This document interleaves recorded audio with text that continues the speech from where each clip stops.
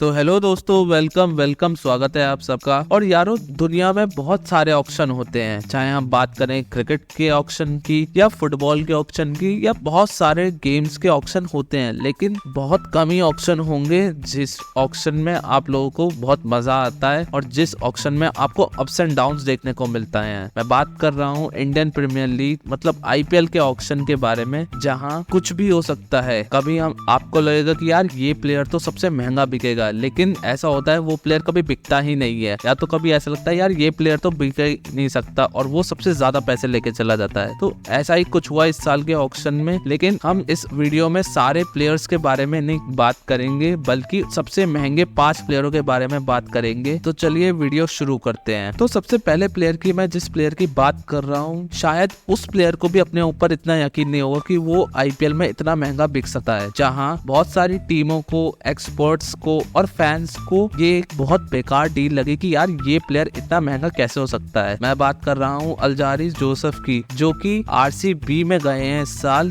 11 करोड़ 50 लाख में, जो कि उनकी ये प्राइस बिल्कुल जस्टिफाई नहीं करता कि वो इतने महंगे हो सकते हैं। हम सब जानते हैं जो RCB का होम ग्राउंड चिन्नास्वामी है, वहाँ बहुत छोटी बाउंड्रीज होती है और वहाँ फास्ट बॉलरों की बहुत ज्यादा पिटाई भी होती है। और अल्जारिस जोसेफ कोई ऐसे बॉलर नहीं है जो बहुत ज्यादा विकेट टेकिंग बॉलर हो। हमने पहले भी उन्हें गुजरात में देखा था, जब वो गुजरात टाइटन से खेलते थे। वो एक अच्छे बॉलर थे, लेकिन वो इतने अच्छे बॉलर नहीं थे कि वो शामी हो या बुमराह जैसे बॉलर हो जो विकेट हर टाइम में निकाल के दे सकते थे टीम को, और वो बिल्कुल इकोनॉमिकल भी नहीं थे। इसी वजह से शायद गुजरात टाइटंस ने उन्हें छोड़ा था, लेकिन 11.5 करोड़ RCB ने उन्हें दिए हैं चिन्नास्वामी खेलने के लिए। ये उनकी वैल्यू बिल्कुल जस्टिफाई नहीं करता। सो अब आगे देखते हैं कि IPL में कैसा वो परफॉर्म करते हैं। क्या पता वो RCB के लिए बहुत अच्छे भी साबित हो जाए। आपको क्या लगता है? आप मुझे जरूर बताना। तो अगले खिलाड़ी की बात करूं तो अगले खिलाड़ी भी मैं कहूंगा कि इस IPL की सबसे बुरी 22 में से एक है, क्योंकि वो भी उतना पैसा जस्टिफाई नहीं करते जितने पैसे उन्हें अब दिए जा रहे हैं। मैं बात कर रहा हूं हर्षल पटेल की, जो इससे पहले RCB में खेलते थे। RCB में उन्हें 10 करोड़ रुपए दिए थे, जहां उन्होंने एक साल तो बहुत ही बेहतरीन प्रदर्शन किया था, जहां उन्होंने अपने लिए पर्पल कैप भी हासिल कर ली थी। लेकिन उसके बाद चाहे 2022 की बात करें या 2023 में बात करें, हर्षल पटेल का जो सीजन था वो बिल्कुल अच्छा नहीं था,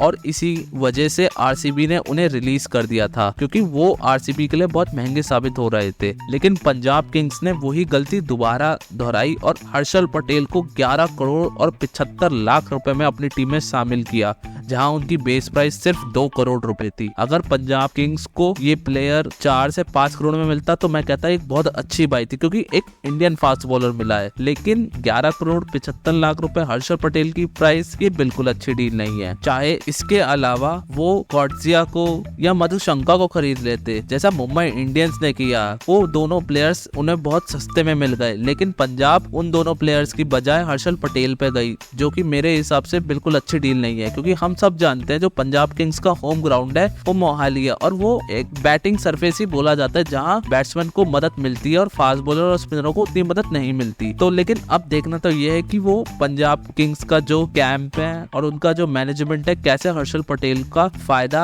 ले सकते हैं वो। तो अगले मैं प्लेयर की बात करूं तो इस बात में कोई दोहराई नहीं होगी कि वो इस ऑक्शन के सबसे बढ़िया 22 में से एक है। मैं बात कर रहा हूँ डैरिल मिचेल की, जिन्हें 14 करोड़ रुपए देकर CSK ने खरीदा है, जो कि मेरे हिसाब से CSK के लिए एक बहुत बेहतरीन बाय है। क्योंकि हम डैरिल मिचेल को जानते हैं, जब उन्होंने वर्ल्ड कप में इंडिया के खिलाफ दोनों मैचों में, चाहे वो एक लीग स्टेज मैच की बात करूं या सेमीफाइनल की बात करूं, उन दोनों मैचों में इंडियन बॉलर्स के खिलाफ 100 रन मारे थे। दोनों में मतलब सेंचुरी मारी थी, जिससे ये पता लगता है कि उन्हें इंडियन कंडीशंस के बारे में पता है, उन्हें यहाँ के स्लोअर सरफेस के बारे में पता है, और उन्हें पता है कि यहाँ बैटिंग कैसे करी जा सकती है। और साथ ही साथ वो एक बेहतरीन ऑलराउंडर भी है, जो आपको टीम में बॉलिंग भी का भी साथ देंगे। और हम एज यूजुअल थाला को जानते हैं, मतलब MS धोनी को, कि उन्हें ऑलराउंडरों से बहुत ज्यादा पसंद है, और वो हमेशा चेन्नई में बहुत सारे ऑलराउंडर्स रखते थे। चाहे हम रविंद्र जडेजा की बात करें, चाहे मोइन अली की बात करें, चाहे मिच सेंट्रल की बात करें, वो सारे ऑलराउंडर थे। और इसी कारण की वजह से चेन्नई 5 टाइटल जीतती है, क्योंकि वो अपने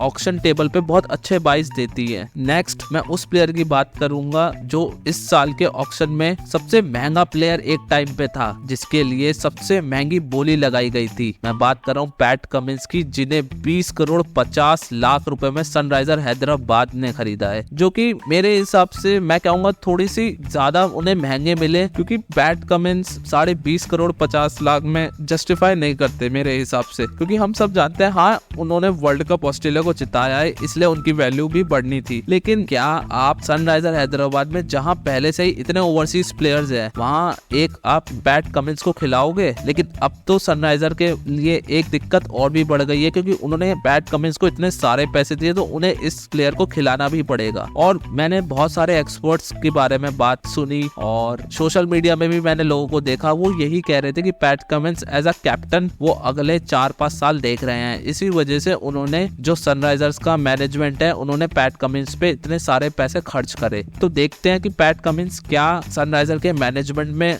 खड़े उतरते हैं और क्या एक और बार सनराइजर इस साल टाइटल जीत पाती है। वो तो हमें इस साल के आईपीएल को होने के बाद ही पता चलेगा। लेकिन अब मैं जिस प्लेयर की बात करने वाला हूँ वो इस साल के सबसे महंगे प्लेयर थे, या मैं कहूँ अभी तक के आईपीएल के सीजन के सबसे महंगे प्लेयर बन गए हैं वो, जिन्होंने सभी रिकॉर्ड तोड़ दिए। मैं बात कर रहा हूँ मिचेल स्टार्क की, जिन्हें केकेआर ने खरीदा है 24 करोड़ 75 लाख रुपए में देकर, जिनकी बेस प्राइस सिर्फ 2 करोड़ रुपए थी। अब बहुत से लोगों को ये डील अच्छी नहीं लग रही है, क्योंकि केकेआर ने कुछ ज्यादा ही पैसे मिचेल स्टार्क पे दे दिए और मिचेल स्टार्क की अवेलेबिलिटी पे भी बहुत ज्यादा लोगों को शक रहता है, क्योंकि मिचेल स्टार्क और पैट कमिंस ऐसे प्लेयर्स हैं जो आईपीएल शुरू होने से पहले ही आईपीएल छोड़ देते हैं, क्योंकि उन्हें अपनी कंट्री मतलब ऑस्ट्रेलिया के लिए कोई टेस्ट सीरीज या मैचेस खेलने पड़ते हैं, इसी वजह से वो आईपीएल छोड़ देते हैं। लेकिन शायद इस बार ऐसा होगा कि मिचेल स्टार्क पूरा आईपीएल खेले, क्योंकि हम सब जानते हैं आईपीएल के खत्म होते ही T20 वर्ल्ड कप है, तो शायद मिचेल स्टार्क के लिए अच्छा वार्म अप टूर्नामेंट मतलब एक अच्छी प्रैक्टिस टूर्नामेंट साबित हो सकता है आईपीएल। इसी वजह से उन्होंने अपना नाम ऑक्शन में भी डाला था और ये हम सब जानते थे कि मिचेल स्टार्क इस